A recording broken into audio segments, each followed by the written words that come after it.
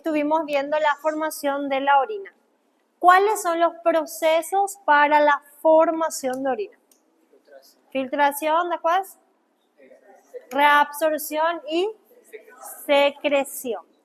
Filtración menos reabsorción más secreción es igual a excreción urinaria, ¿sí? Estuvimos viendo que la filtración depende de la arteriola aferente y eferente, o sea, capilares glomerulares. Dentro de los capilares glomerulares, entonces se da la... Acá, vamos a ver el primer... Acá.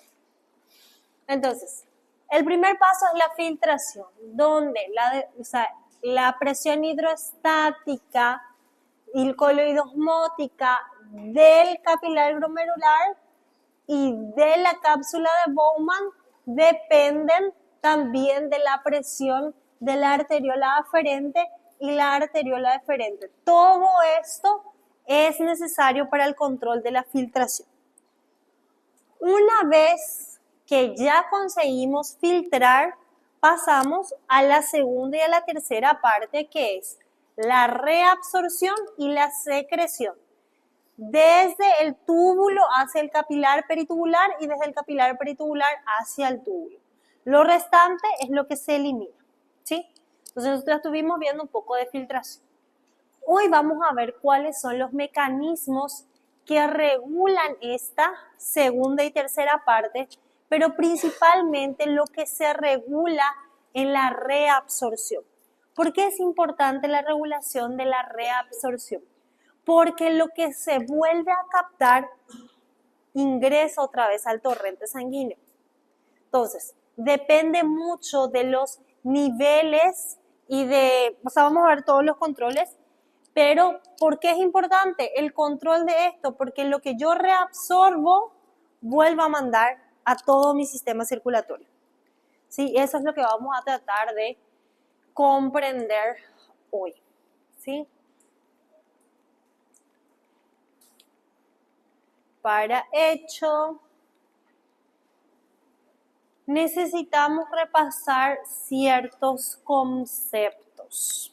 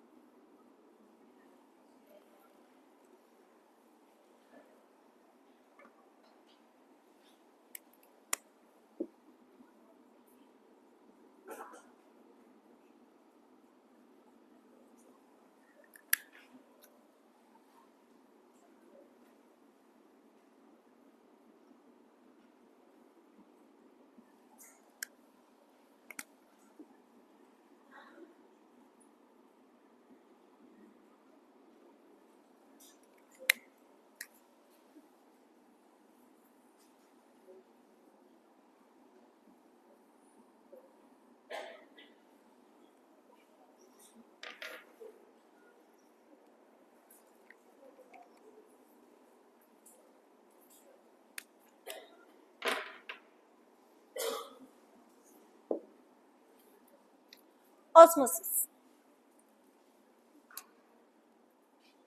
¿Qué entienden ustedes por ósmosis?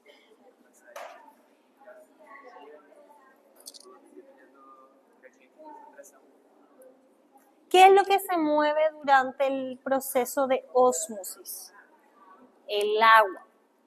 Cuando hablamos de ósmosis, estamos hablando del movimiento del agua a través de una membrana, ¿sí? Que tiene una membrana semipermeable a través de las acuaporinas, que tiene dos puntos de vista. Un punto de vista que es favor gradiente de concentración y un punto de vista que es contra gradiente de concentración. Pero como nosotros hablamos del agua, nos basamos prácticamente en el movimiento del agua, ¿sí? Entonces, ¿cómo sería el movimiento del agua desde el punto de vista del agua? ¿Desde dónde? Desde donde hay mucha agua hacia donde hay poca agua. Este es favor gradiente, ¿sí? Y si miramos desde el punto de vista del soluto, ¿de dónde a dónde va a ser el movimiento del agua? Desde poco soluto hacia mucho soluto. En este caso es contragradiente de concentración. Pero el punto de vista que se toma en cuenta es el del agua. Entonces, en teoría, o sea, resumiendo, en movimientos de moléculas, o sea, de solutos y solventes, el agua quiere ir a separar las moléculas donde hay demasiado soluto.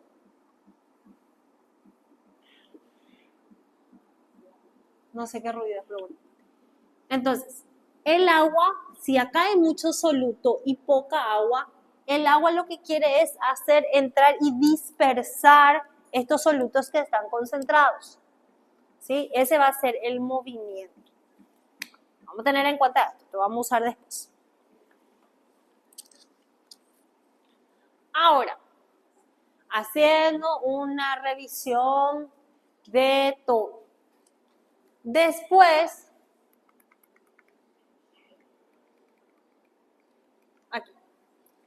aquí recordando que el capilar glomerular es arterial o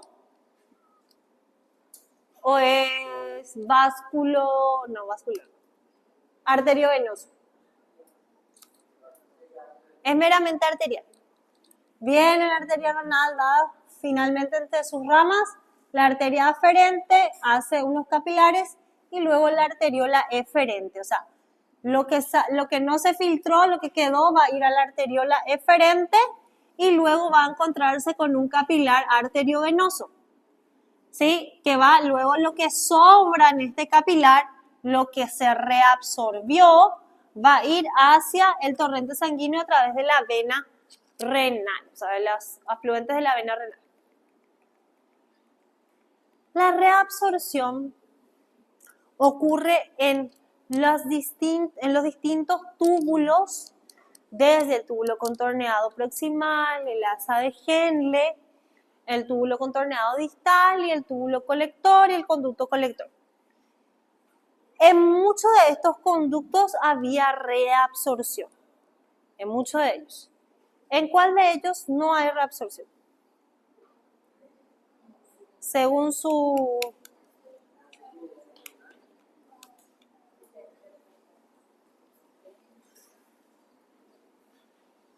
¿Qué no se reabsorbe en uno de ellos? ¿Cuál? Vuelvan a mirar su resumen.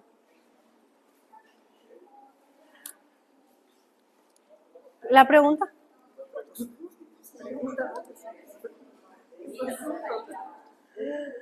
A nivel de todos los túbulos pasan por el proceso de reabsorción y secreción.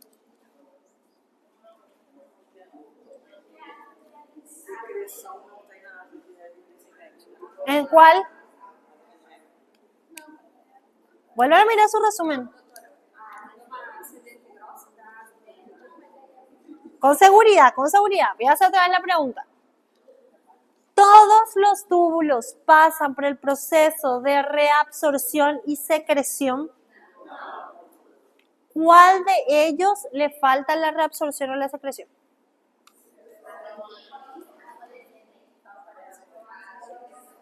A la rama descendente del asa de Henle no pasa por el proceso de secreción. Entonces, ¿es el único que no tiene secreción? Y la primera parte del túbulo contorneado distal. Esos son los lugares donde no hay secreción.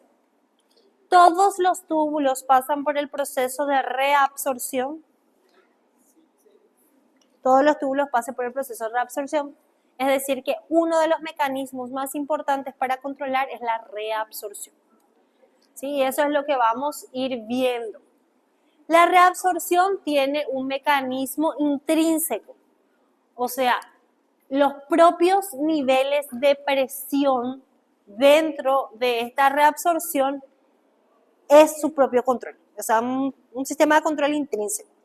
Pero también tiene un sistema de control sistémico, que es a través de hormonas y a través del sistema nervioso. La parte hormonal es más facilito, ¿verdad? ¿Cuál es la parte un poquito más, que va a costar un poquito más?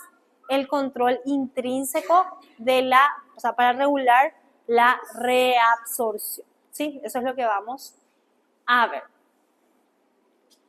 Entonces dice, uno de los mecanismos para controlar la reabsorción es esta, la capacidad intrínseca de los túbulos a través del flujo tubular. Vamos a ver dos cosas, presión hidroestática y presión coloidosmótica. Presión hidrostática y presión coloidosmótica en el capilar peritubular, en el líquido intersticial, esto es la célula, y acá tenemos la luz tubular. De la luz tubular tiene que pasar a través de la célula en una vía transcelular o en el espacio que hay entre una célula y otra, que es la vía paracelular, viene al líquido intersticial y del líquido intersticial pasar al torrente sanguíneo. ¿Sí?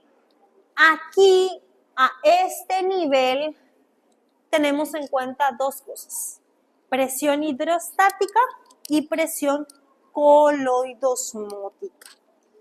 Cuando hablamos de presión hidrostática, estamos hablando de ¿qué?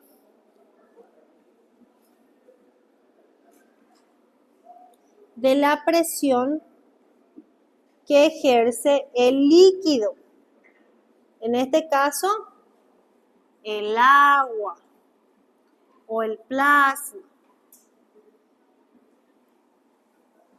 Y cuando hablamos de presión coloidosmótica, ¿de qué estamos hablando? De la presión que ejerce el soluto. ¿Sí?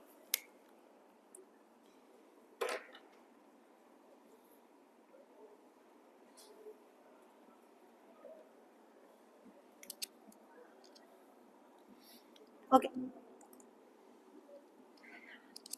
La regulación de la presión hidrostática y la presión coloidosmótica es el control intrínseco de los túbulos para controlar la reabsorción y la filtración glomerular.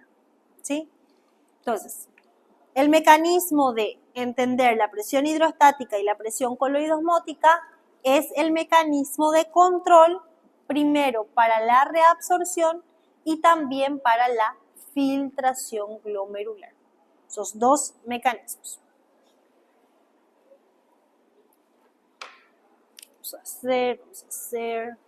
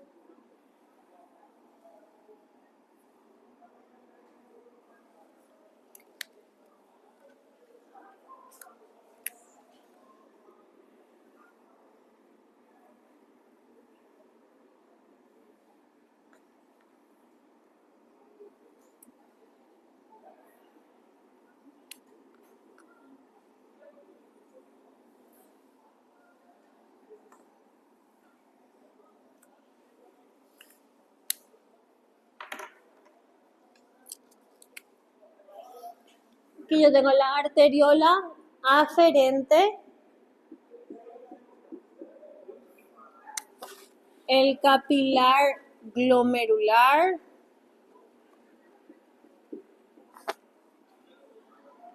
la arteriola eferente,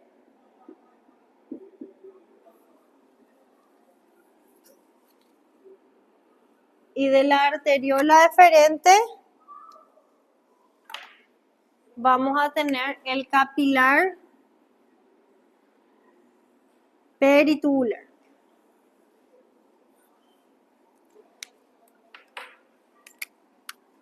Esta es la luz del túbulo. La cápsula de Bowman que sigue con la luz del túbulo.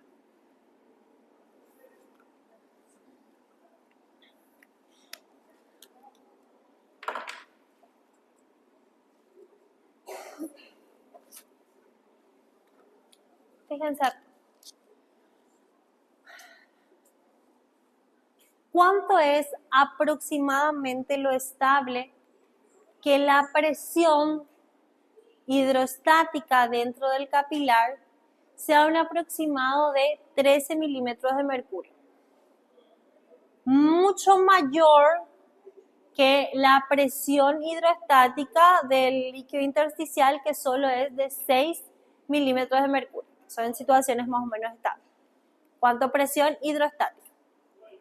La presión coloidosmótica dentro del capilar es de 32 milímetros de mercurio y la presión coloidosmótica fuera del capilar, o sea, en el espacio intersticial, es de 15 milímetros de mercurio. ¿Qué es lo que nosotros vamos a tener en cuenta? Fíjense, la presión hidrostática dentro del capilar. ¿Acá qué hay? Acá hay mayor presión y acá hay menor presión.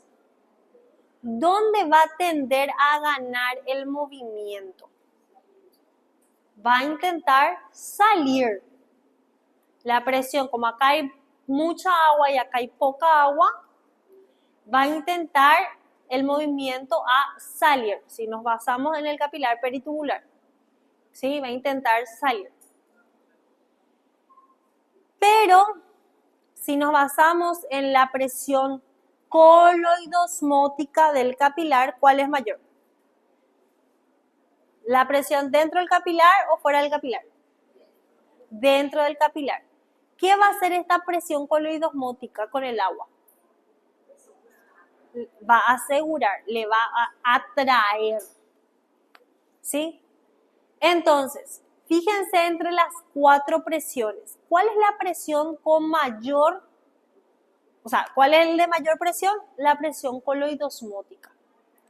Entonces, como la presión coloidosmótica, cuando la presión coloidosmótica dentro del capilar es la mayor presión, va a atraer el agua hacia sí. ¿Sí? Para eso hay una fórmula, ¿sí? Que se suma todos los capilares, ¿sí? La suma de todo, mejor dicho, la suma de todas las fuerzas y sale un resultado y ahí te dice el resultado de la ganancia neta si es para la reabsorción o si gana la no reabsorción. Acá no hay secreción. Acá vamos a basarnos en la reabsorción. Si va a reabsorber o si no va a reabsorber. ¿Sí? Bueno, fíjense que la presión hidrostática en el líquido intersticial es menor que la presión coloidosmótica. Entonces, si nos basamos en el líquido intersticial, la presión coloidosmótica del líquido intersticial, ¿sí? Si nos basamos solo esto y dejamos esto de lado, ¿sí? La presión coloidosmótica, vamos, quítale. Claro. La presión coloidosmótica en el líquido intersticial, fíjense que va a atraer el agua. Si quitamos esto es de 15, su presión coloidosmótica, esto es de 13. ¿Sí? Acá hay 6 milímetros. Entonces, tiende, como acá hay mayor soluto, va a intentar atraer el agua para el líquido intersticial. Y muchas veces pasa eso en los edemas, donde la presión coloidosmótica del líquido intersticial es mucho mayor, lo cual arrastra el agua y lo deja en el espacio intersticial. Entonces, ¿qué? Se queda poca agua o poco volumen de plasma en el capilar, ¿sí? Entonces, el cuerpo entiende que está deshidratado. ¿Por qué? Porque no hay tanta presión de agua. ¿Por qué? Porque el agua está saliendo y está quedando en el espacio intersticial. Esto en el caso de los edemas, ¿sí? Pero bueno, vamos a un caso un poco más normal. Vamos a seguir nuestra regla.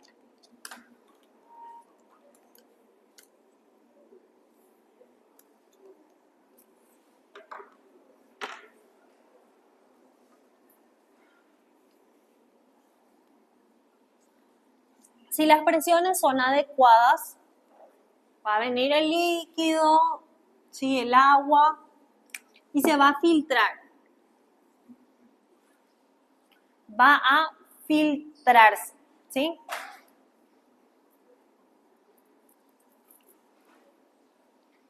Entonces, acá vamos a tener la presencia de agua y esto va a ir al espacio intersticial. Pero acá también tenemos un poco de agua en la arteriola aferente que luego quedó en el capilar, ¿sí? Pero si yo acá tengo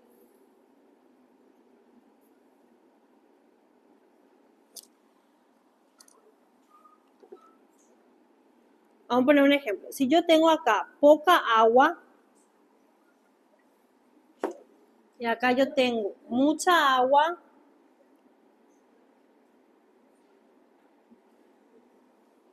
¿hacia dónde va a intentar moverse?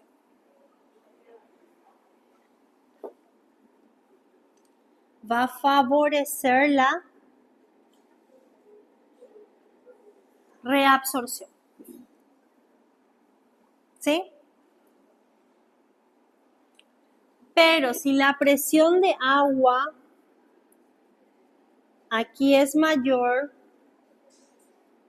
y acá disminuye, ¿qué va a pasar?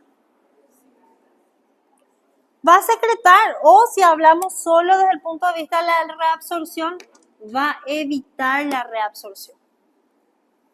¿Sí? Es una fuerza que se contrapone, en este caso la presión hidrostática es una fuerza que se contrapone a la reabsorción o se opone a la reabsorción. En el caso de valores relativamente normales, la presión hidrostática está aproximadamente en 13 milímetros de mercurio, ¿sí? Y aquí va a ser menor, no sé, 5. Entonces se dice que la presión hidrostática del capilar se opone a la reabsorción, ¿sí? Ahora, vamos al tercer punto, que es otro de los puntos más importantes, ¿sí? O sea,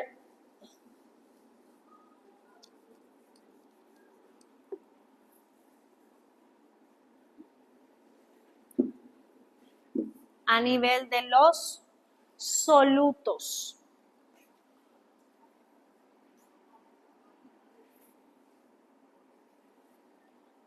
Acá se filtró solutos. Tenemos una presión coloidosmótica, que puede pasar aquí la presión coloidosmótica. Pero acá también tenemos presión coloidosmótica. Acá vamos a ponerle que la presión coloidosmótica es de iones. Y acá vamos a ponerle que la presión coloidosmótica es gracias a las proteínas plasmáticas.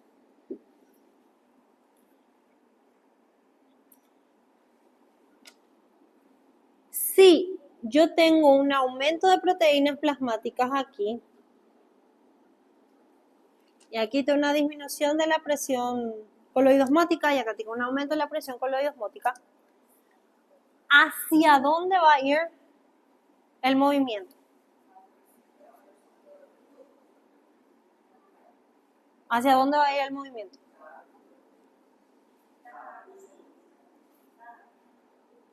Sí, pero acá va a ir desde el espacio intersticial al capilar o del capilar al espacio intersticial. Del espacio intersticial al capilar. En condiciones más o menos estables, la presión coloidosmótica dentro del capilar es un aproximado de 32 milímetros de mercurio. Y acá pónganle que voy a tener un poquito menos de la mitad, 15, 13. Entonces, ¿qué se puede decir? Que la presión coloidosmótica dentro del capilar favorece o no favorece la reabsorción. Favorece a la reabsorción.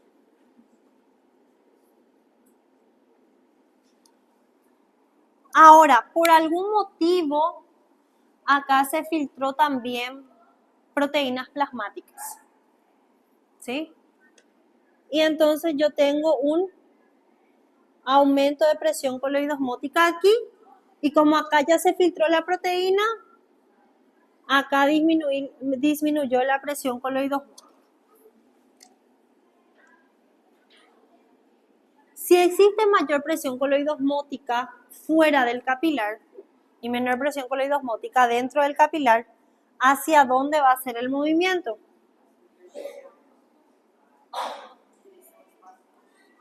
Entonces, si por algún motivo la presión dentro del capilar llega a disminuir, es una fuerza que se va a oponer a la reabsorción.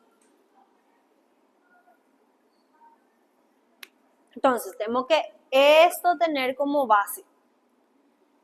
Hacia dónde el movimiento va a ser. Hacia el lugar donde hay menor agua y mayor soluto. ¿Sí? Menor agua y mayor soluto.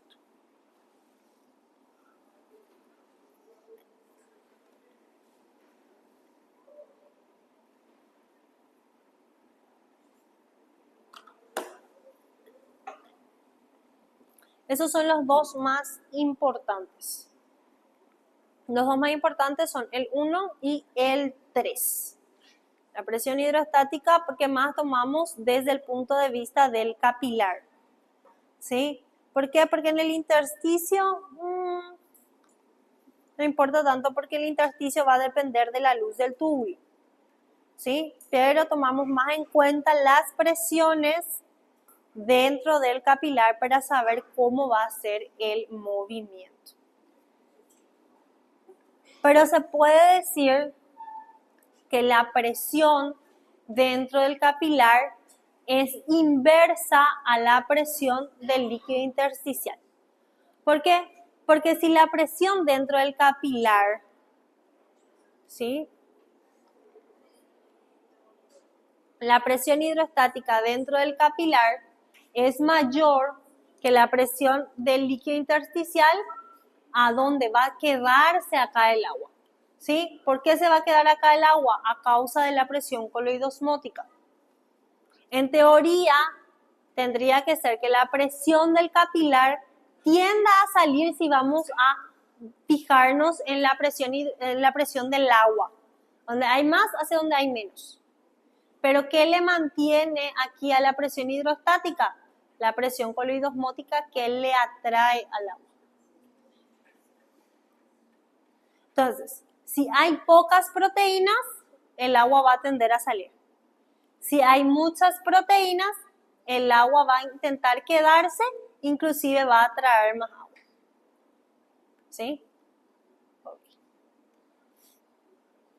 Entonces, el hecho de que haya una mayor presión coloidosmótica, entonces vamos a hacer aquí.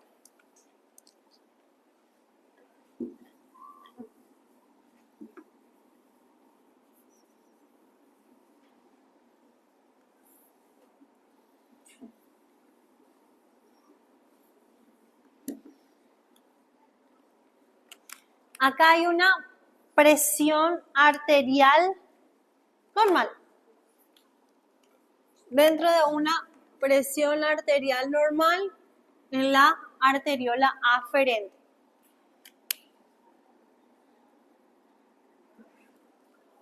Todos los elementos que llegan prácticamente se van a filtrar. Se va a filtrar el agua y vamos a poner uno de los iones. Se va a filtrar el sodio, se va a filtrar la glucosa. ¿Sí? Si yo quité de acá el agua, los iones, la glucosa, ¿qué queda en la arteriola eferente? ¿Qué queda? Queda proteínas plasmáticas. Entonces, la presión coloidosmótica dentro del capilar va a estar aumentada. Y yo aquí tengo mucha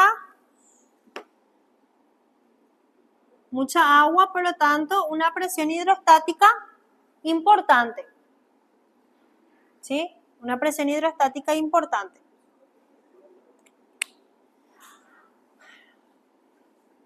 Entonces, el hecho de que aquí haya varias proteínas plasmáticas quiere decir que aquí la sangre está muy concentrada. ¿Qué va a tender a pasar? Que el agua va a querer ir hacia el capilar. Va a intentar ir el agua. Pero el agua es arrastrado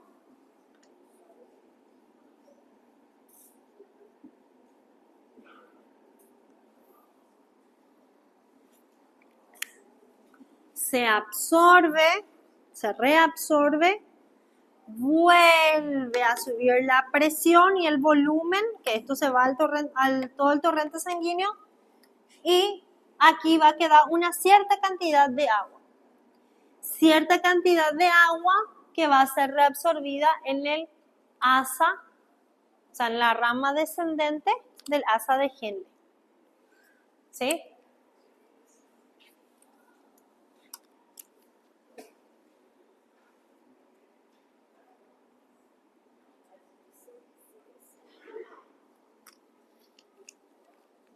Fíjense.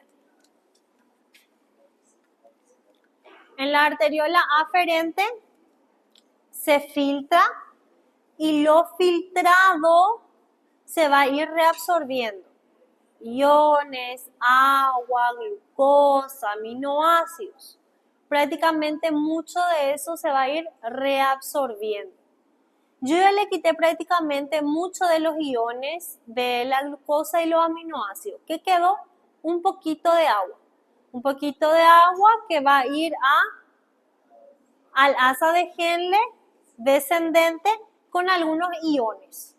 La mayor parte de la presión coloidosmótica que generaba la glucosa y los aminoácidos ya se reabsorbió. ¿Sí? Ahora, vamos acá con el agua y los iones. En el asa de Henle, en su porción descendente, se reabsorbe prácticamente una cantidad importante de agua. Entonces, ¿qué va a quedar acá? Iones, algunos iones. Como acá yo ya reabsorbí la mayor cantidad de agua, acá se quedan iones concentrados. Estos iones concentrados, especialmente el sodio y el cloro, que están concentrados, van a reabsorberse los iones y al reabsorberse los iones, no se reabsorbe agua aquí, al reabsorberse los iones, vuelve a tener una concentración relativamente estable. Aquí ya varía la permeabilidad del agua y de los iones, ¿sí? Aquí ya más actúa, acá es todo por retroalimentación, ¿sí? Si es que falta en la sangre, va a volver al torrente sanguíneo. Si es que no falta en la sangre, se puede excretar, especialmente aquí. Pero aquí, en la parte del túbulo contorneado distal, la segunda porción y el túbulo colector, aquí actúan principalmente elementos más sistémicos, como las hormonas, el sistema nervioso así, y no tanto la propia retroalimentación de los túbulos. ¿Sí? Acá ya actúa más la parte sistémica. Ahora, recordando cada porción. En el túbulo contorneado proximal, prácticamente vamos a fijarnos más en la reabsorción. Se reabsorbe casi todos los iones, agua, glucosa y aminoácidos. En el túbulo, en el asa de Henle, su porción descendente, todo lo que es agua. ¿Qué queda en la primera porción la primera porción? En la rama fina y la rama gruesa ascendente queda iones, ¿sí? Y los iones ahí se van a reabsorber en la rama ascendente. ¿Qué me queda en el túbulo distal? En la primera parte del túbulo distal me queda todavía algunos iones que se vuelve a reabsorber dependiendo ya de cuánta sal haya en el capilar peritubular y dependiendo ya de respuestas hormonales, o sea, de las hormonas que van a ir actuando, ¿sí? Ahora, si a mi cuerpo le hace falta agua o si hace falta más volumen, entonces ahí van a absorberse más sal, que es el cloruro de sodio, y más agua, pero ya dependiendo de la hormona antidiurética. A partir de la segunda porción del túbulo contorneado, o sea, desde el túbulo contorneado distal hacia lo que es el túbulo colector, especialmente a partir de la segunda porción, ya actúa la hormona antidiurética. En la segunda porción del distal y en el colector. Y ahí ya va a depender si absorbe sodio y cloro, reabsorbe sodio y cloro, para regular las cargas va a excretar potasio. ¿Sí? O si es que va a si va a secretar hidrógeno, pues va a reabsorber bicarbonato, ¿sí? Para regular las cargas. ¿Mm? Sí, también. Okay. No acabo.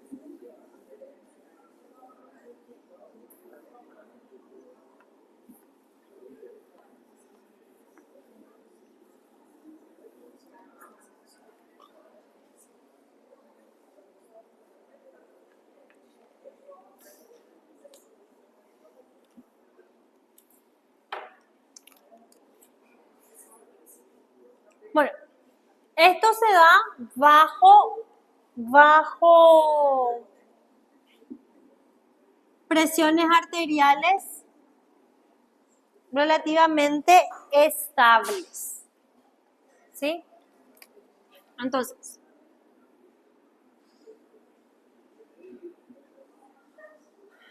uno de los mecanismos es la retroalimentación por los capilares peritubulares, una forma de regular la reabsorción. Pero ahora vamos a agregarle un componente más,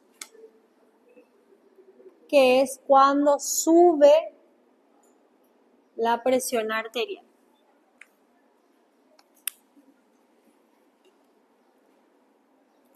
Cuando sube la presión arterial.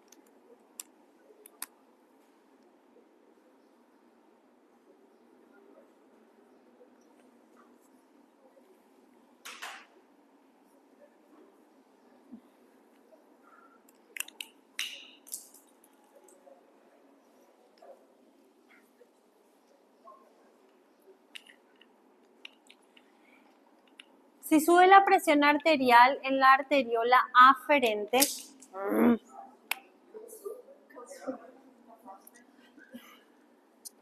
el aumento de la presión puede aumentar aquí la filtración, lo cual va a tener mayor volumen de agua. ¿Sí? Si sube la presión, va a aumentar aquí la filtración.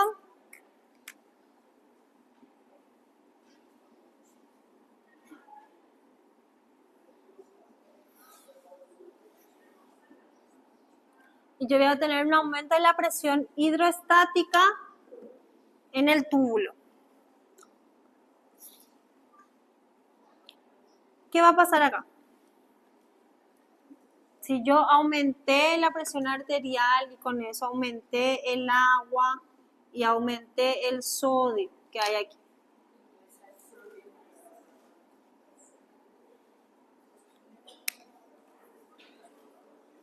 Y aquí que yo voy a tener bien concentrado.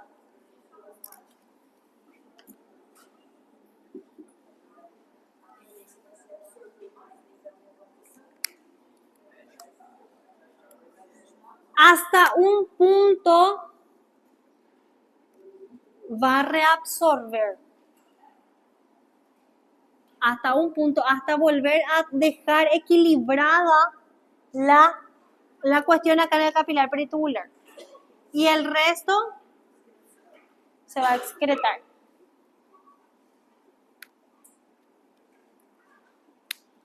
Ahora,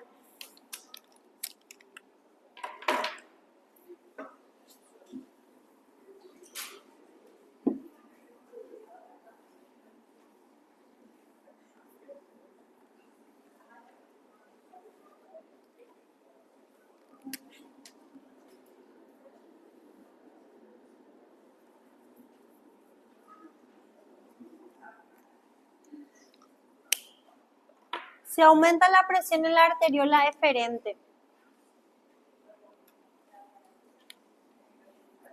¿Qué yo voy a tener acá? Aumenta la presión hidroestática. ¿Sí? Y yo aquí tuve mi filtrado. Es decir, que yo acá tengo agua y algunos importantes. ¿Cuál va a ser la tendencia? La secreción de agua.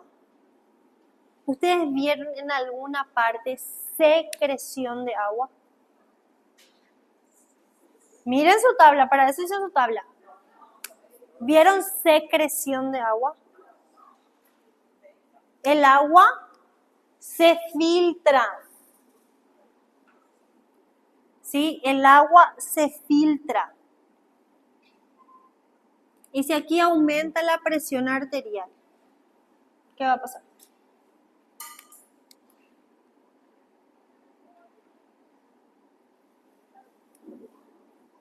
Esto va a ir a nivel de la mácula densa. ¿Sí? Va a ir a nivel de la mácula densa y en la mácula densa va a arreglarse. ¿Qué va a tender a hacer acá? Si acá la presión hidrostática está aumentada, esto no se va a reabsorber.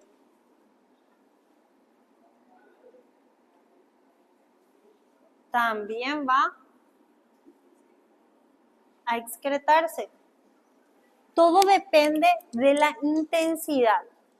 Pero este factor no suele ocurrir tanto porque aquí el capilar glomerular ya intenta filtrar, lo cual la presión aquí no tiene grandes efectos a no ser que tenga una vasoconstricción leve. Recuerden que una manguera, cuando nosotros cerramos el piquito de la manguera, sale con mayor presión.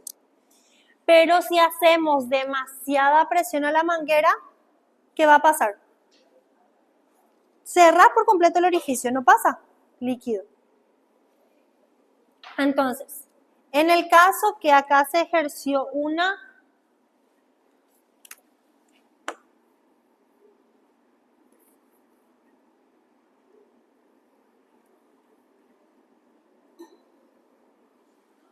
vasoconstricción importante o un aumento de la resistencia se llama.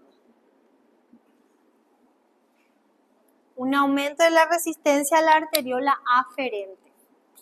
¿Qué va a pasar con la filtración?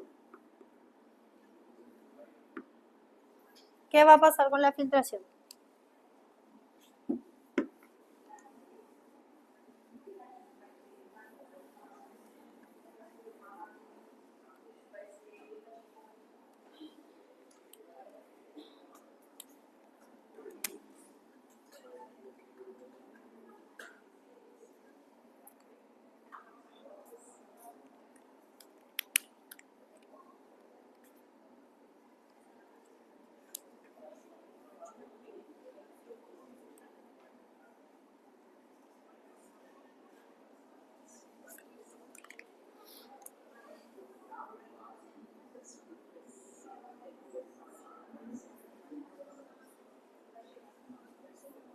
El hecho de que aumente aquí la resistencia se va a filtrar, porque la filtración tiene que ocurrir en lo posible, porque no es solo el agua, son los desechos también, ¿sí? También son los desechos. Entonces, en lo posible tiene que ocurrir la filtración. Pero, como está pasando poca, acá aumenta la resistencia, lo cual la presión va a disminuirse en el capilar glomerular, lo cual va a disminuir también la presión en la arteriola aferente. Si disminuye aquí la presión, va a disminuir aquí la presión hidrostática. Entonces, el agua que se haya conseguido filtrar va a tender a reabsorberse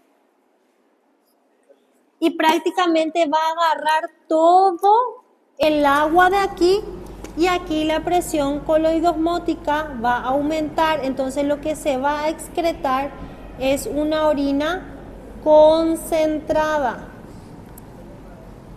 Realmente esa concentración de orina depende de la hormona antidiurética, pero si yo necesito agua, porque acá está entendiendo que la presión arterial está baja, yo necesito agua, yo voy a reabsorber la mayor cantidad de agua y lo que se excreta, el exceso de iones o de desechos va a salir bien concentrado porque le va a faltar agua. ¿Sí? Ahora, si yo tengo un exceso de agua en mi cuerpo, la presión arterial está alta, póngale. Yo voy a tratar de eliminar esa agua y voy a arrastrar con el agua iones y todo lo demás. Entonces, ¿qué va a pasar? que la orina, si es que se excreta mucha agua, si la cantidad de agua aquí está aumentada y acá la presión está aumentada, yo necesito eliminar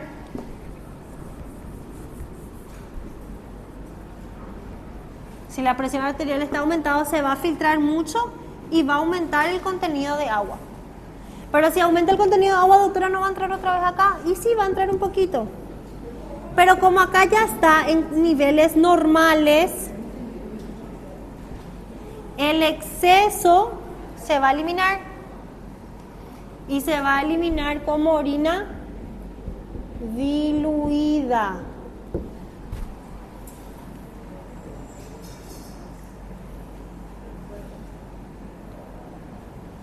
Entonces, la cantidad de presión hidrostática, la cantidad de presión coloidosmótica y la propia presión arterial o la resistencia de los vasos genera el control de sí, de la cantidad que se va a filtrar y de la cantidad que se va a reabsorber. Entonces, tenés presión hidrostática, presión coloidosmótica, presión arterial y resistencia vascular. 4 elementos que tienen que estar, no sé si equilibrado llamarlo, pero 4 elementos importantes para lo que es la retroalimentación tubular.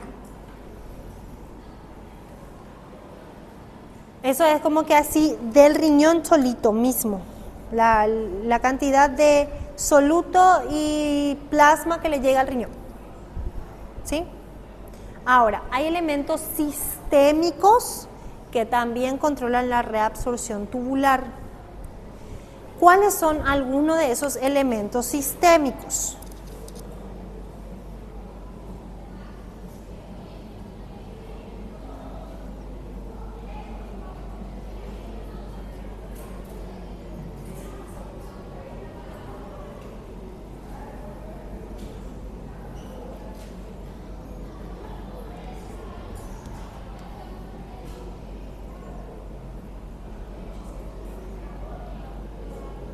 O sea, antes de pasar a los elementos sistémicos, una partecita.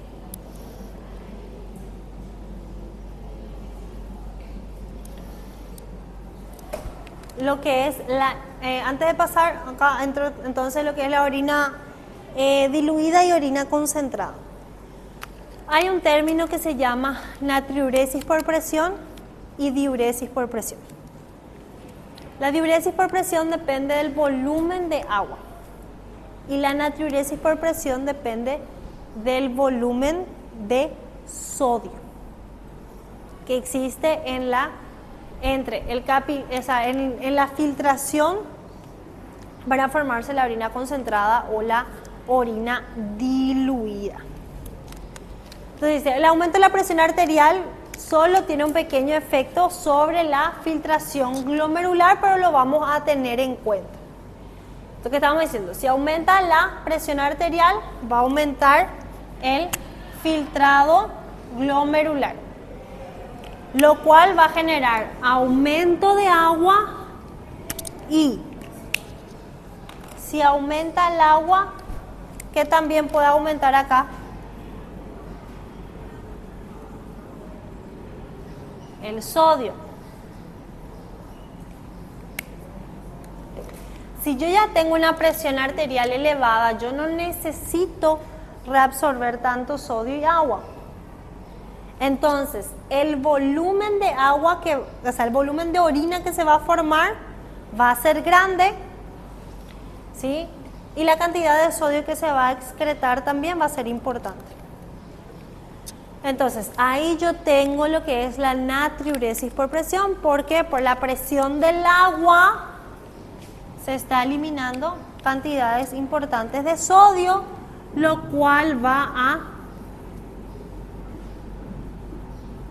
estabilizar o normalizar mi presión arterial. Y como acá hay mucho volumen de agua, la orina va a estar diluida.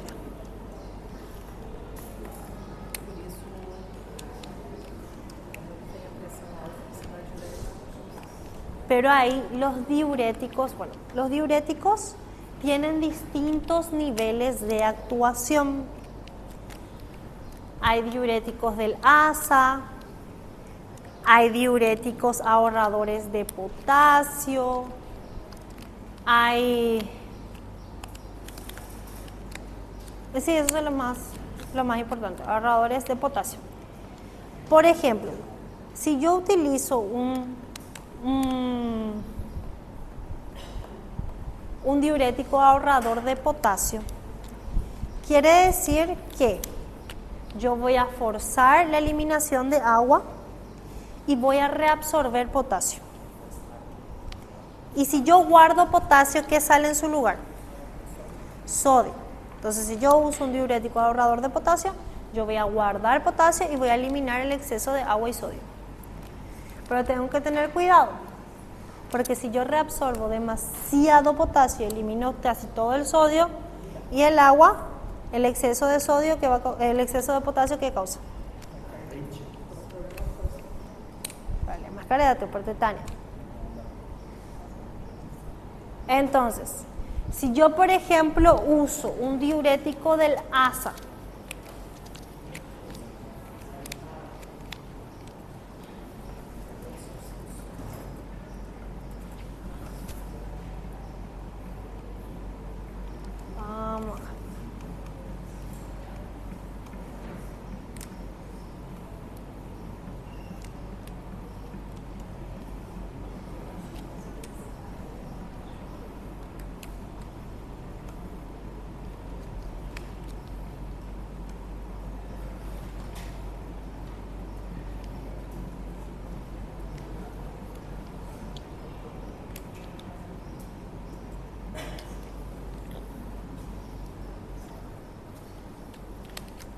yo utilizo diuréticos del ASA,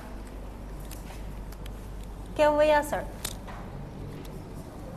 Voy a bloquear la reabsorción de agua, lo cual va a haber mucha agua aquí. Como hay mucha agua, esto no está tan concentrado, ¿sí? Entonces, como hay agua, arrastro el sodio y el cloro y elimino por la orina. Entonces, ¿qué yo evito? La reabsorción.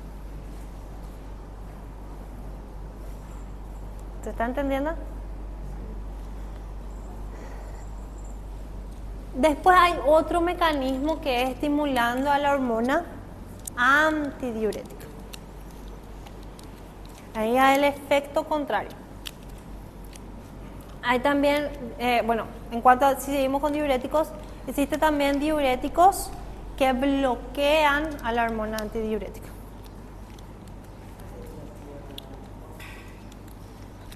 Pero ahí también ya, si bloquea la hormona antidiurética, ya bloquea algunas cosas más sistémicas que solo el riñón. Entonces, hay una íntima relación entre el riñón, el corazón, los vasos sanguíneos, el sistema cardiovascular, pero también hay una íntima relación entre riñón y pulmón. Riñón y cardiovascular es mucho tema de presión, gasto cardíaco, que ya lo vamos a ir juntando las informaciones. Pero riñón y pulmón, ¿cuál es la relación entre riñón y pulmón? Para el equilibrio ácido-base. Para el equilibrio ácido-base. Que ya vamos a ver eso, al terminar esta clase ya vamos a ver el equilibrio ácido-base. Entonces, entender estos conceptos es base para entrar en la fisiología de los otros aparatos, pero también por sobre todo farmacología y fisiopatología y clínica médica.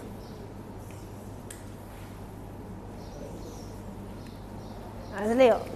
Es como que un poquito forzoso renal. Renal es un poquito, fuerza un poquito nuestro cerebro. Pero no se preocupen, no es en la primera clase que vamos a entender. Acá estamos dando los conceptos base que sí o sí tienen que acompañar con el libro para, o sea, fijar la información. Pero renal sí tiene mucho de memorizar, hay que decorar algunas cosas. Hasta que después de memorizar llegue a la comprensión. ¿Sí?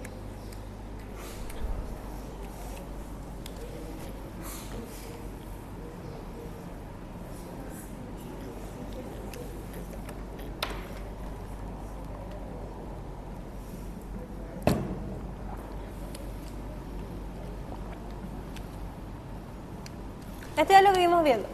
El aumento de la presión arterial a nivel renal, dice, aumenta la diuresis y disminuye la reabsorción de sodio y agua por los túbulos. O sea, si está aumentada la presión dentro de la arteria renal, ¿para qué yo necesito guardar agua y sodio? Tengo que eliminarlo. Entonces aumenta la diuresis y evita la reabsorción. Dice, otro factor de la natriuresis por presión y la diuresis por presión es la disminución de la formación de angiotensina 2. Por ejemplo, vamos a hacer el ejemplo contrario. Cuando la presión arterial está baja, la mácula densa, que está alrededor de los túbulos contorneados distales, la mácula densa detecta que la presión arterial está baja. ¿Cuál es la respuesta que da el riñón cuando se da cuenta que hay una disminución de la presión arterial? ¿Qué libera? ¿Qué libera el riñón en respuesta? De la presión arterial baja. Dale con seguridad. Renina. Si la presión está baja a nivel de la mácula densa, se detecta y la respuesta que da el riñón es la liberación de la renina. ¿Qué va a hacer la renina? ¿Qué va a transformar la renina? Angiotensinógeno en angiotensina 1. ¿Dónde se forma el angiotensinógeno? En el hígado. Entonces la renina del riñón transforma el angiotensinógeno del hígado en angiotensina 1. Después, ¿qué va a pasar con esta angiotensina 1? La convertasa o la enzima convertidora de angiotensina, que es producida por el pulmón, convierte la angiotensina 1 en angiotensina 2.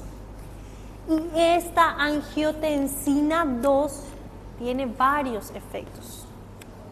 Estimulación del sistema nervioso simpático, liberación de hormona antidiurética, liberación de aldosterona.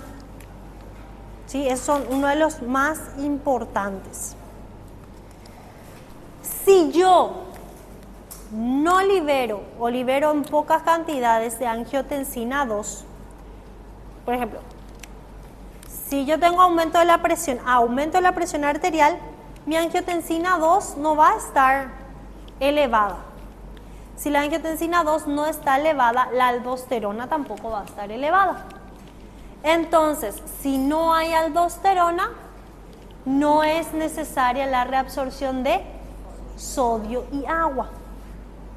Sí, porque recuerden que la aldosterona es un mineralocorticoide que va a actuar principalmente en los túbulos distales. Entonces, yo no reabsorbo sodio y agua. ¿Y dónde se va a quedar el sodio y el agua? En el túbulo y se va a eliminar. Además, si yo no libero angiotensina 2, tampoco va a actuar la hormona antidiurética. ¿Qué hace la hormona antidiurética? Estimula que haya mayor presencia de acuaporinas y demás.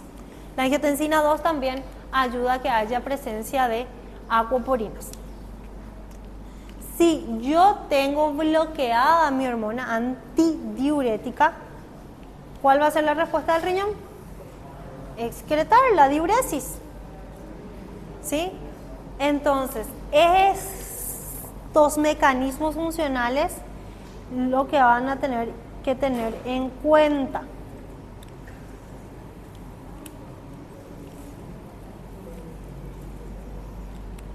Entonces, acá ya estamos frente al control endocrino sobre el riñón. Estuvimos viendo algunas hormonas. Dice la aldosterona. ¿Dónde actúa la aldosterona? Principalmente en los túbulos distales y túbulo colector. ¿Cuál es la función de la aldosterona en el túbulo distal y colector? Si está presente la aldosterona, quiere reabsorber sodio y agua, mineralocorticoides. Pero la aldosterona también trabaja con el potasio, que es eliminar el potasio. ¿Sí? Entonces, la aldosterona reabsorbe sodio y agua a nivel del túbulo y secreta, si reabsorbe sodio, secreta potasio, pero también secreta hidrógeno. Entonces, la aldosterona guarda sodio y agua y elimina potasio e hidrógeno a nivel de los túbulos contorneado distal y colector. La angiotensina 2 cumple funciones muy parecidas a la aldosterona, solamente que la angiotensina 2 actúa sobre más túbulos, no solo sobre los distales y colectores, actúa sobre más túbulos. Túbulo proximal, el asa de Henle, el túbulo distal, túbulo colector. Prácticamente a nivel de los túbulos produce lo mismo que la aldosterona, excepto en el potasio. La angiotensina trabaja más en la reabsorción de sal y agua y en la secreción de hidrógeno, no actúa tanto con el potasio.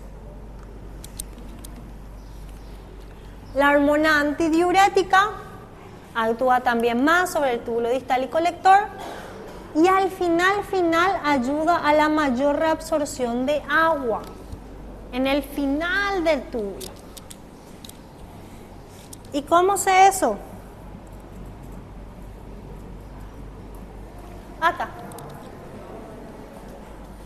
La presencia de hormona antidiurética ayuda a la reabsorción de agua. Y si hay hormona antidiurética, hay aldosterona y hay angiotensina. Entonces, la aldosterona y la angiotensina ayudan a la reabsorción de sodio y cloro y la aldosterona ayuda a la secreción de potasio. Por eso yo les puse en el resumen, el dibujito es opcional para esto. ¿Sí? Entonces, la hormona antidiurética más actúa sobre el agua. Ahora, en el corazón,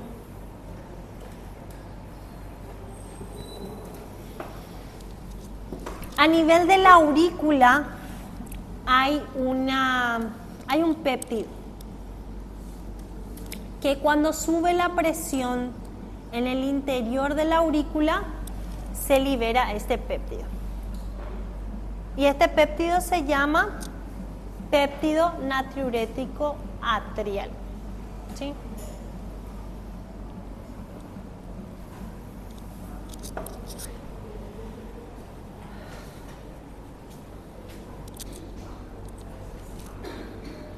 Péptido natriurético atrial o auricular, igual nomás. Entonces, cuando aumenta la presión en la aurícula, bueno, antes de pasar eso, ¿dónde hay mayor presión? ¿Dentro de los ventrículos o dentro de la aurícula? Dentro de los ventrículos. Por el tamaño, por las paredes. Pero, ¿qué pasa si mi ventrículo no funciona? Si mi ventrículo no bombea toda la sangre, esa presión remanente va a quedar en el ventrículo y luego va a pasar a la aurícula. Y es ahí donde conocemos las insuficiencias cardíacas, que después vuelven para valvulopatía, ¿verdad? Entonces, cuando se distiende demasiado las aurículas por aumento de la presión dentro de la aurícula, se libera este péptido natriurético atrial. ¿Qué hace este péptido? Sale del corazón, viaja hasta el riñón, por la aorta, arteria renal, llega al riñón. ¿Qué hace a nivel renal? va a bloquear en el túbulo contorneado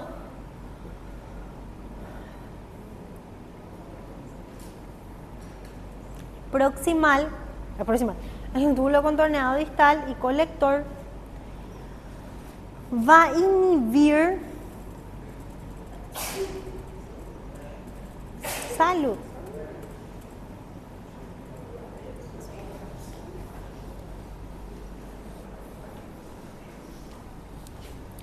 Va a inhibir acá la reabsorción de sal, de sodio y cloro. Entonces, ¿dónde se va a quedar el sodio y el cloro? En la luz. Y si se queda sodio y cloro en la luz, ¿para qué yo voy a necesitar renina? Porque sumadole a eso, estoy a eliminar sodio y cloro porque hay demasiada presión dentro de mi corazón. O sea, hay un aumento de la presión. Entonces, yo bloqueo acá, el sodio y cloro se queda acá, conjunto se queda el agua y se puede eliminar. Yo elimino de mi torrente sanguíneo, por lo tanto la carga a mi corazón también se elimina. La sobrecarga al corazón también se elimina. ¿Sí? Ahora, el péptido natriurético atrial también bloquea a la renina. Y si bloquea la renina, bloquea la angiotensina. Si bloquea la angiotensina, bloquea la hormona antidiurética. Si bloquea la hormona antidiurética, bloquea la aldosterona.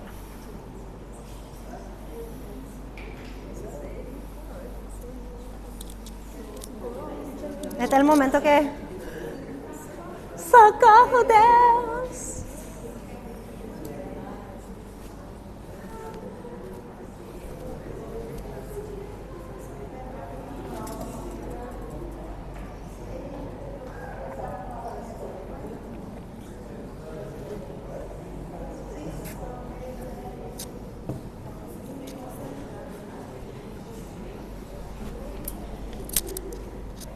A nivel de los vasos sanguíneos, ¿la angiotensina 2 es un vasodilatador o un vasoconstrictor? Vasoconstrictor. Bueno, al ser vasoconstrictor depende de cuán vasoconstrictor sea, porque hay la vasoconstricción leve que ayuda al aumento de la presión arterial, pero si es demasiado no va a dejar pasar tampoco flujo. Todo depende y nada. ¿Sí? Entonces, recuerden también que la angiotensina 2 aumenta un poquito, como es vasoconstrictor, también ayuda a aumentar de esa manera la presión arterial, ¿sí? Especialmente las arteriolas del riñón.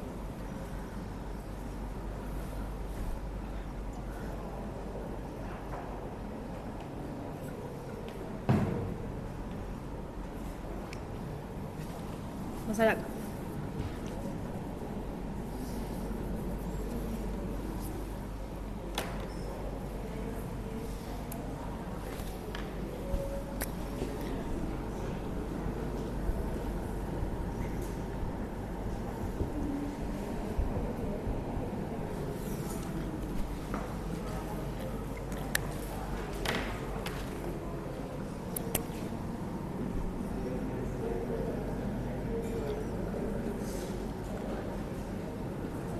Dijimos que la angiotensina 2 es un vasoconstrictor.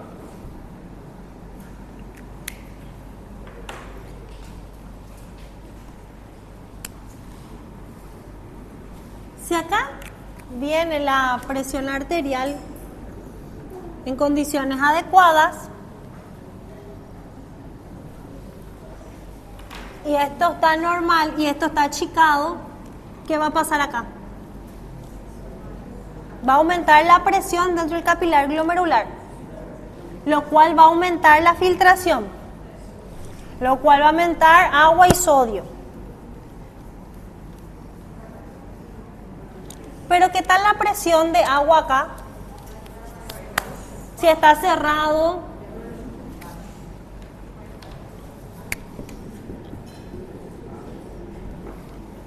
la presión hidrostática va a estar baja. ¿Qué va a tender a pasar?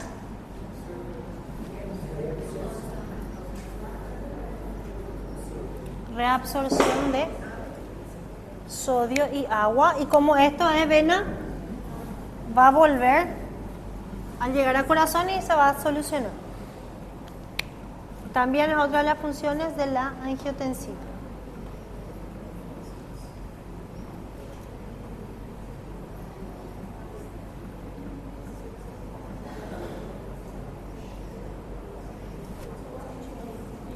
Y si otra cosa, si la angiotensina 2 hace vasoconstricción, va a disminuir la presión hidrostática, pero va a aumentar la presión coloidosmótica, lo cual va a traer nomás luego también agua. ¿Sí?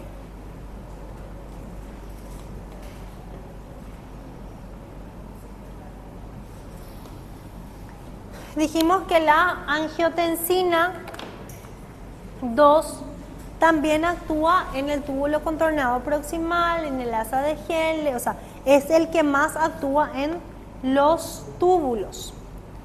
Entonces, no solo reabsorbe agua, sino también va a reabsorber sodio de la siguiente manera.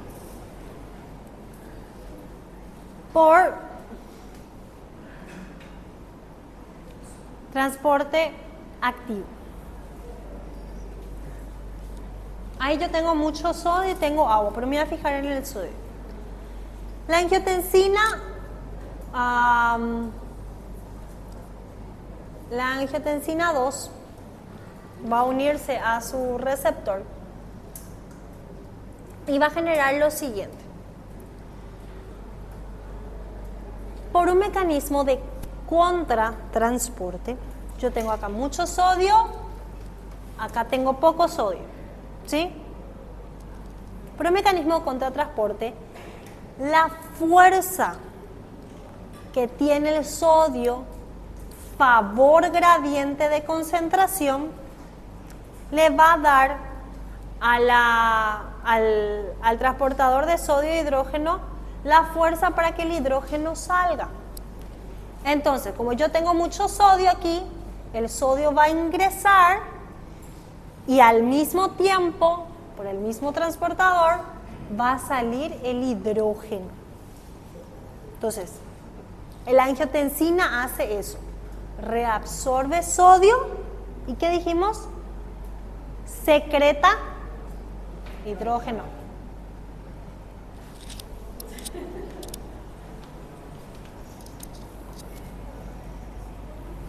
Acá.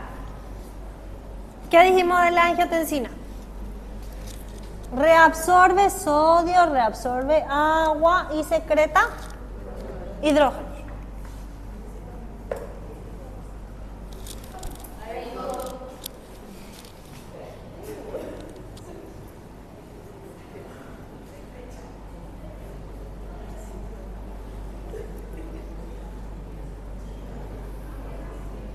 Acá. Contratransporte. La angiotensina actúa sobre la membrana luminal, es decir, la membrana que está mirando hacia la luz del túbulo. Esta es la célula tubular. Este es el intersticio y después acá va a estar el capilar. Entonces, a nivel de la membrana luminal, por contratransporte va a entrar el sodio y va a salir el hidrógeno. Esa es la función de la angiotensina. En la membrana basal, que va a ir después a mirar el capilar, la angiotensina también tiene sus receptores. Este sodio que ingresó está dentro de la célula. Despolarizó la célula. Pero el lugar del sodio no es dentro de la célula. Entonces, por bomba de sodio y potasio, el sodio va a ir hacia el capilar y el potasio, o sea, va a salir el sodio y va a entrar el potasio. Otra forma por la cual el sodio que ingresó puede salir es a través del cotransporte de sodio y bicarbonato. ¿Por qué? Porque yo acá estoy eliminando hidrógeno y voy a reabsorber bicarbonato.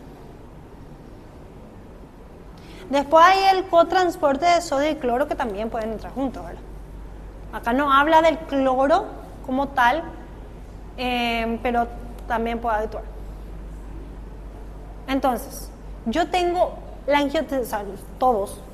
La angiotensina estimula varios tipos de transporte para que finalmente pueda entrar el sodio, con él pueda entrar reabsorberse el cloro y también pueda reabsorberse el agua. Y la secreción de la angiotensina es de hidrógeno. ¿Sí?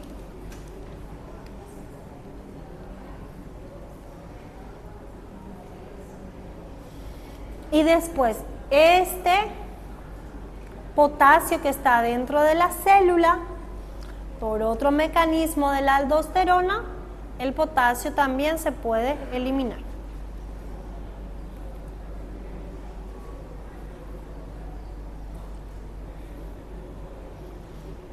Después estuvimos hablando de la hormona antidiurética. Su función es aumentar la permeabilidad a nivel de los túbulos colectores y distales.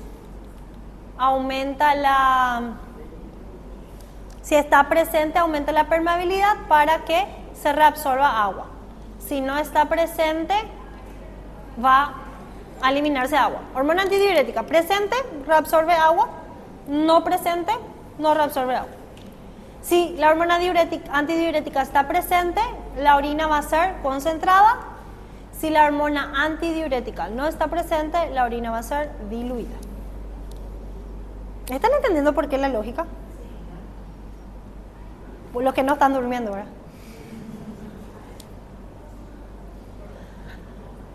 El péptido natriurético atrial ya dijimos que actúa sobre los túbulos contorneados y distales y colectores a través de la eliminación de cloruro de sodio.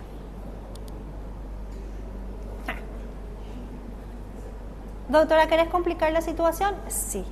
¿Ya pusiste una hormona del corazón? Sí. Ahora que voy a meter una hormona de la paratiroides. ¿Qué tiene que ver la paratormona a nivel del riñón? Cada vez voy complicando la situación, ¿verdad? ¿Qué tiene que ver?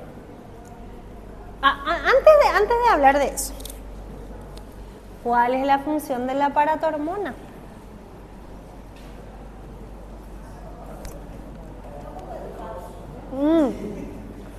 Cierto, la paratormona tiene que ver con el calcio, pero la calcitonina también tiene que ver con el calcio. No.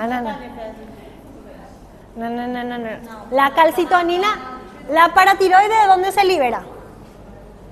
¿Cuál es el órgano que libera a la hormona paratiroidea? La glándula paratiroides. ¿Cuál es la glándula que libera calcitonina? La tiroides. Y ahí yo tengo paratormona y calcitonina, son las dos hormonas que regulan el calcio y el fosfato en el cuerpo. La pregunta es, ¿cuál es la función de la paratormona con el calcio y el fosfato?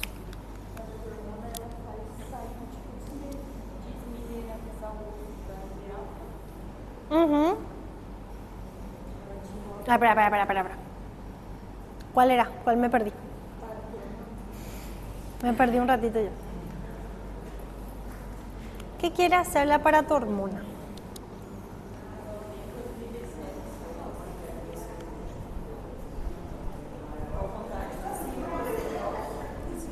Pueden mirar sus anotaciones. El que no hizo su resumen y su anotación, no sé qué va a mirar. Puede leer el libro.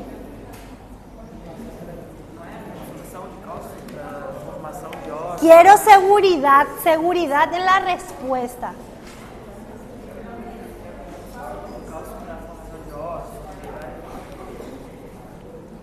Puede mirar su resumen. Ahora, el que no hizo su resumen está en una situación complicada a esta altura del campeonato. Con seguridad.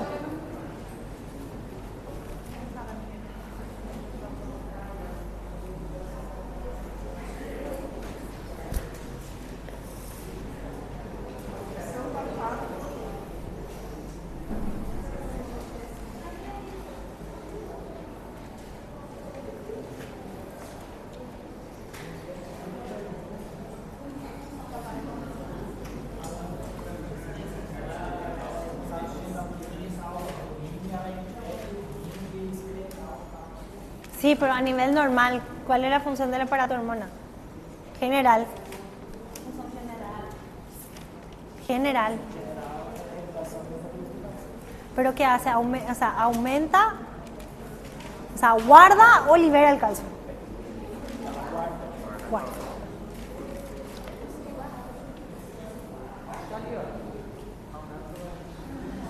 Paratormona sirve para guardar el calcio. La paratormona sirve para guardar el calcio. Y la calcitonina es para aumentar los niveles séricos de calcio.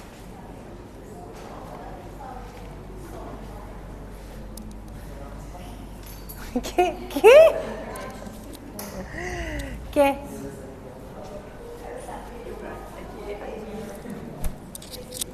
Falando que ó, a paratormona ela aumenta o nível de cálcio no sangue. Que reabsorve do osso, do intestino.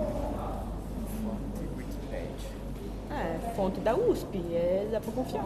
Gente, no confundan la palabra reabsorción con resorción. No, es lo mismo mesenterio que cementerio.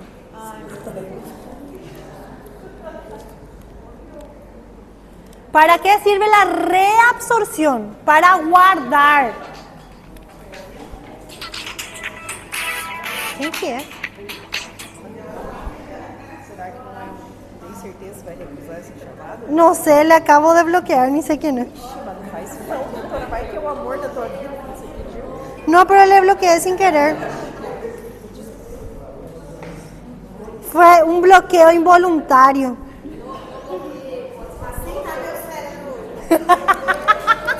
Un bloqueo involuntario, ¿verdad? Eu tô tentando, mas ele já veio programado de casa. No sé a quién le bloqueé, bro. No sé, si te llama por WhatsApp, está triste.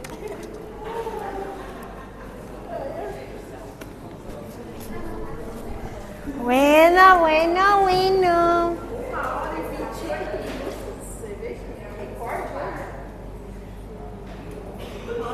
Bueno, dos diapositivas más y nos vamos a receso. Cuando llegue, bueno, vamos a hacer, voy a avisarles ya algo. Porque paratormona y calcitonina todavía nosotros no hicimos la prueba. Entonces, cuando vayan a estudiar hormonas paratiroideas y la calcitonina, traten de fijar bien qué hace a nivel del hueso, a nivel del intestino y a nivel del riñón. Cuando estudian paratormona y calcitonina, pongan así, función a nivel intestinal, a nivel óseo, a nivel renal. Esas son las cosas que le van a llamarle la atención al momento que van a estudiar. Bueno, vamos para poder terminar este de riñón. La paratormona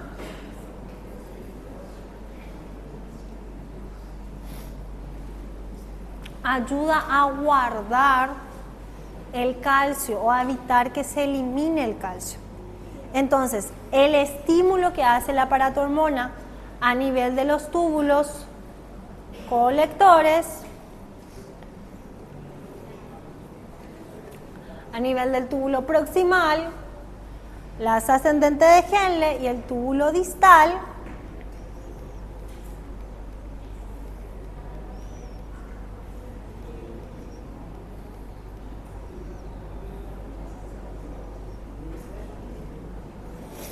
me voy a quedar con esta imagen.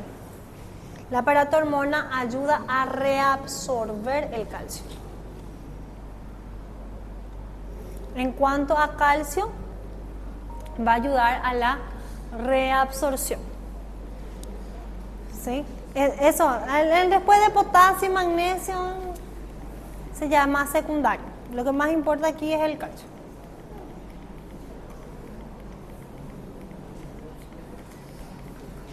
Y por último, el sistema nervioso simpático.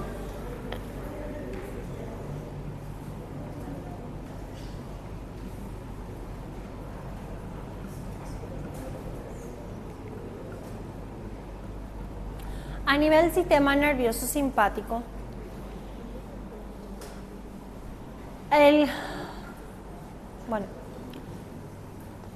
adrenalina y noradrenalina se liberan las catecolaminas, y las catecolaminas, ¿qué es lo que quieren hacer? Aumentar la presión arterial.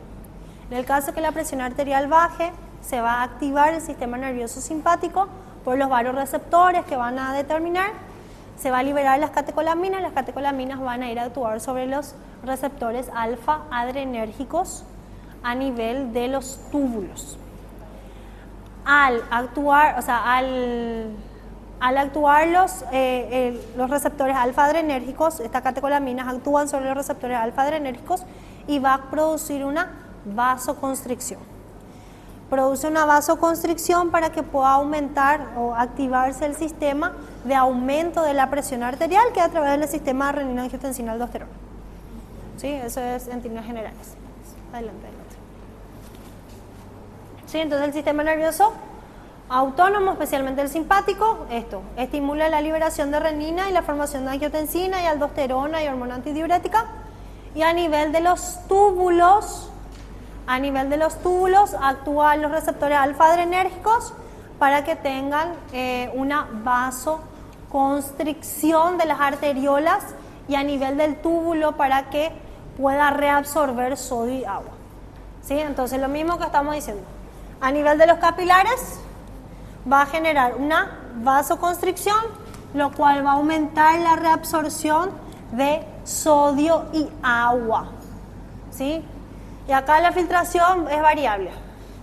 Si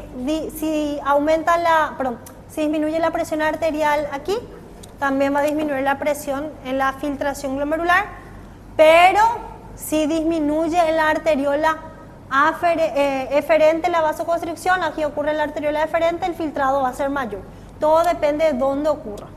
Pero lo más importante es vasoconstricción, lo cual genera aumento de la reabsorción de sodio y agua por estímulo de los receptores alfa adrenérgicos. ¿Está bien?